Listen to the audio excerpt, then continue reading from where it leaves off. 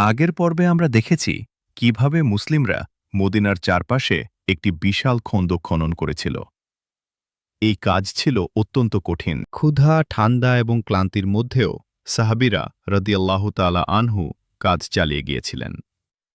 রাসূলুল্লাহ সাল্লাল্লাহু আলাইহি ওয়াসাল্লাম নিজ হাতে এই কাজে অংশ নিয়েছিলেন। এখন খন্দক প্রস্তুত, কিন্তু সামনে অপেক্ষা করছে আরও বড় পরীক্ষা।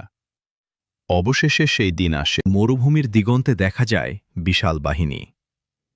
কুরাইশদের নেতৃত্বে বহু গোত্র একত্রিত হয়েছে। তাদের লক্ষ্য একটাই, মদিনা দখল করা। এই বিশাল বাহিনী ধীরে ধীরে মদিনার দিকে অগ্রসর হতে থাকে। শত্রুবাহিনী মদিনার কাছে পৌঁছে যায়। তারা শহরকে চারদিক থেকে ঘিরে ফেলে। তাদের পরিকল্পনা ছিল দ্রুত আক্রমণ করা, কিন্তু তারা জানত না সামনে কি অপেক্ষা করছে। যখন তারা মদিনার কাছে পৌঁছে তখন তারা একটি অদ্ভুত দৃশ্য দেখে। মদিনার সামনে একটি বিশাল পরীক্ষা। আরবদের যুদ্ধ ইতিহাসে এমন কৌশল তারা আগে কখনো দেখেনি। তারা হতবাক হয়ে যায়। শত্রুদের পরিকল্পনা ভেস্তে যায়। তারা সরাসরি মদিনায় প্রবেশ করতে পারে না। খন্দক তাদের পথ আটকে দেয়। এখন তারা বাধ্য হয় অবরোধ শুরু করতে। মদিনা এখন অবরুদ্ধ। শত্রুরা শহরের বাইরে অবস্থান নেয়। মুসলিমরা শহরের ভেতরে প্রতিরক্ষা প্রস্তুত রাখে। এই অবরোধ ছিল অত্যন্ত কঠিন। মুসলিমরা ধৈর্য ধরে অপেক্ষা করছিলেন। রাসূলুল্লাহ সাল্লাল্লাহু আলাইহি ওয়াসাল্লাম সাহাবীদের রাদিয়াল্লাহু তাআলা আনহু সাহস দিচ্ছিলেন। তারা জানতেন এই পরীক্ষা সহজ নয়। শত্রুরা কয়েকবার খন্দক পার হওয়ার চেষ্টা করে। কিছু সাহসী যোদ্ধা খন্দকের উপর দিয়ে লাফিয়ে আসে, কিন্তু মুসলিমরা তাদের প্রতিহত করে। যুদ্ধের উত্তেজনা বাড়তে থাকে। শত্রুদের মধ্যে একজন ভয়ঙ্কর যোদ্ধা সামনে আসে। তার নাম ছিল আমর ইবনে আবদুওয়াদ। তিনি দ্বন্দ্বযুদ্ধের আহ্বান জানান। আগের পর্বে আমরা দেখেছি শত্রুদের বিশাল বাহিনী মদিনাকে ঘিরে ফেলেছিল, কিন্তু তাদের সামনে ছিল একটি বড় বাধা।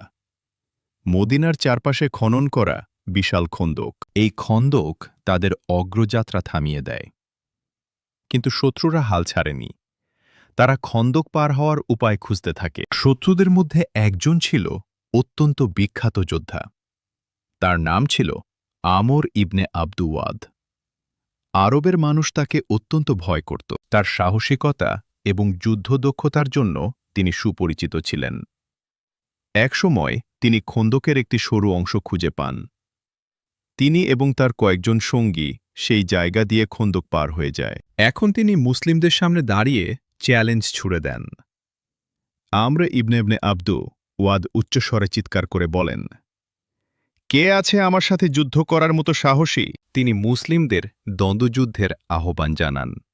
তার কণ্ঠে ছিল অহংকার। এই সময় সামনে এগিয়ে আসেন আলী ইবনে আবি তালিব রাদিয়াল্লাহু তাআলা আনহু। তিনি ছিলেন রাসূলুল্লাহ সাল্লাল্লাহু আলাইহি ওয়াসাল্লামের চাচাতো ভাই। তিনি ছিলেন সাহসী ও বীর যোদ্ধা। দুই যোদ্ধা মুখোমুখি দাঁড়ায়। মরুভূমির বাতাস থেমে যায়। সবাই অপেক্ষা করছে। এই দ্বন্দ্বযুদ্ধের ফলাফল পুরো যুদ্ধের মনোবলকে প্রভাবিত করবে। আলী রাদিয়াল্লাহু তাআলা আনহু অসাধারণ সাহসিকতার সাথে যুদ্ধ করেন। এই লড়াই ছিল অত্যন্ত তীব্র। অবশেষে তিনি আমর ইবনে আবদুওয়াদকে পরাজিত করেন। এই বিজয় মুসলিমদের মনোবল বাড়িয়ে দেয়। শত্রুরা বুঝতে পারে এই যুদ্ধ সহজ হবে না। মদিনার অবরোধ তখনও শেষ হয়নি। শত্রুরা চারপাশে অবস্থান করে থাকে। মুসলিমরা ধৈর্য ধরে প্রতিরক্ষা বজায় রাখে।